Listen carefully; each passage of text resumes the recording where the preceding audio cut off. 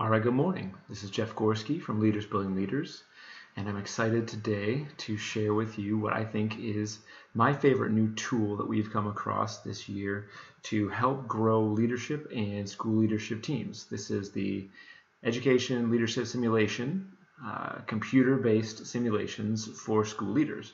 We compare it to a pilot using a flight simulator in the same way that they're able to make mistakes without paying the consequences. As school leaders, we don't often have a chance to learn through any other message through failing forward, by making mistakes in the way that we handle crises and then making sure we don't do the same thing again the next time. So this system helps us to have a platform to discuss some different crises and situations with our fellow leaders and try and learn without making those critical errors. So this is a list of the current simulations that we offer. We're going to look at one right now called Girls Basketball Coach. Here's what it looks like. This gentleman is going to set up the scenario for us, and we're going to be able to make some decisions. So let's listen in. In this simulation, you are the principal of Mino High School, where the girls' basketball team is having its first winning season in 7 years. The community has rallied around the team in what could be the first state championship for Mino High in more than 20 years. You come home from the first playoff game, a win, and you turn on the public access channel airing your school board's meeting.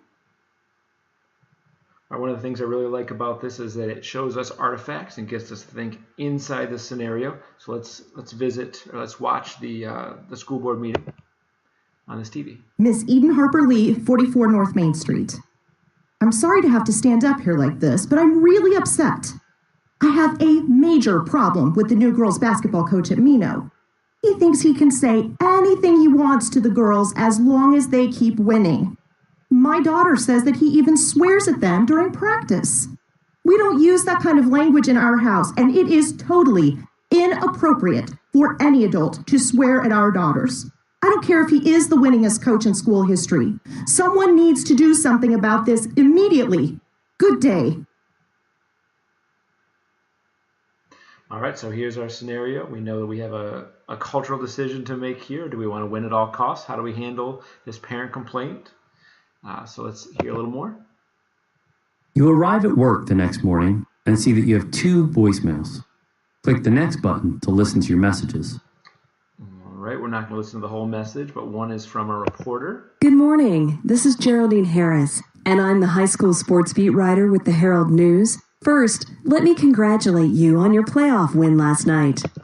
All right, so really she wants to ask you to comment on what that parent said, and she wants to write a story about motivational techniques by coaches. The next one is from the school superintendent.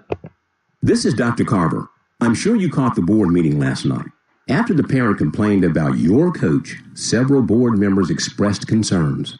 They are not happy with this publicity and are worried about the well-being of the girls on the team. Even though your team is doing well, this could be a serious problem. I also know at least one reporter from the Herald News was there. Call me when you get in. All right, do we see everything now from the scenario? After listening to the voicemails, you recall an email that you received earlier this year from Eden Harper Lee, the parent who spoke at the board meeting last night that had something to do with the girls' basketball coach. You search your computer for the email. Click the next button to see the email you found in your sent mail folder. All right, this looks kind of like Outlook here, and here's our message from December 22nd. It says, I have some concerns about Coach Devenstad, the new basketball coach. We really miss Coach Hernandez, and I'd like to talk to you about it. And you realize you never returned this communication. So now we have a decision to make. Do we first investigate, probably talk to the coach? Do we return the reporter's call first?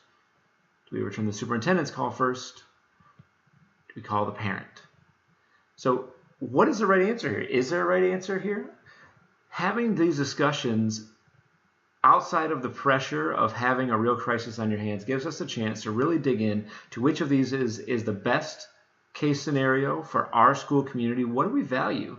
Do we value our parents' input so much? Do we value our teachers' input so much, or the coach in this case? Or do we want to make sure that we're satisfying our superintendent?